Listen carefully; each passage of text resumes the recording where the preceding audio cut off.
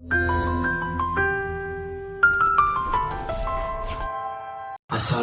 warahmatullahi wabarakatuh. Nah, pada video ini saya akan menjelaskan materi tentang pengantar teknologi informatika. Pada pertemuan pertama, saya akan menjelaskan tentang biodata saya. Perkenalkan, nama saya Rul Manun, kelas saya 01 TPLP 009. Alamat tinggal saya di Jalan Rawalati yang bertempat di Jakarta Barat. Nah, saya saat ini menjalani kuliah di Universitas Pamulang, tepatnya di jurusan Teknik Informatika. Saya lulusan dari SMK Negeri 56 Jakarta. Pada saat itu, saya ngambil jurusan multimedia dan menekuni di bidang desain. Nah, mengapa dari desain saya jadi ngambil IT? Karena yang pertama itu kuliah desain itu mahal.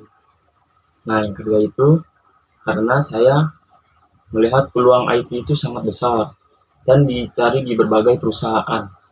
Oh ya, pada saat SMK juga saya sudah menjadi freelancer. Apa itu freelancer? Freelancer itu kerja di rumah. Jadi misalnya ada yang minta desain atau video, itu nanti saya yang kerjain di rumah. Nah, pada pertemuan 2, saya akan menjelaskan tentang CPU. CPU itu diibaratkan sebagai otak dari sebuah komputer itu sendiri. Cepat atau lambatnya kinerja komputer itu ditentukan oleh CPU yang digunakan. Komponen CPU terbagi menjadi berbagai macam.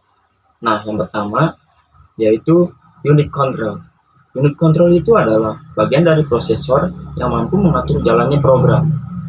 Tugas dari unit tersebut adalah mengatur dan mengendalikan alat-alat input dan output, mengambil instruksi-instruksi dari memori utama, dan mengambil data dari memori utama.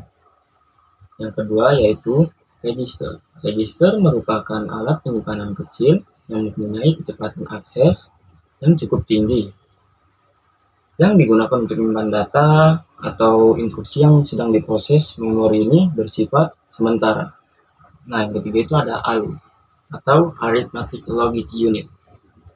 ALU merupakan bagian dari CPU yang bertugas untuk melakukan operasi, yaitu operasi aritmatika dan operasi logika. ALU sering disebut mesin bahasa karena bagian ALU ini terdiri dari dua bagian, yaitu unit aritmatika dan unit logika atau boolean. Nah, ini ada sedikit kata-kata dari Bill Gates.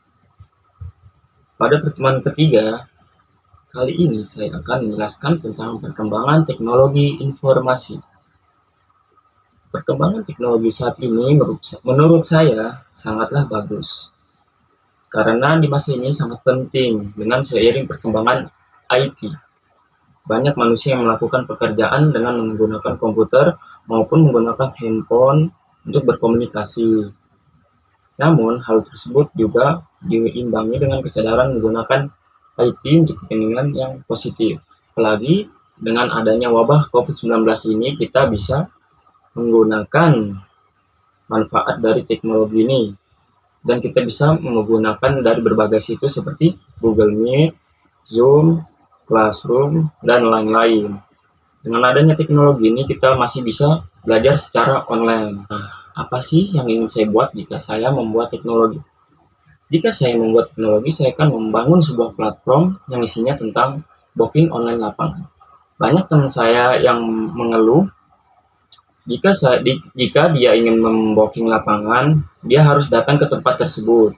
Dan parahnya lagi itu, dia sudah kedahuluan oleh yang booking duluan. Oleh karena itu, saya membuat booking online lapangan ini, yang nantinya kita tidak usah repot-repot datang ke lapangan tersebut. Dan lebih enaknya lagi kita dengan hanya menggunakan HP dan menggunakan pembayaran online. Nah, kali ini saya akan menjelaskan kelebihan dan kekurangannya. Tentunya, sebuah platform itu memiliki kelebihan dan kekurangannya masing-masing.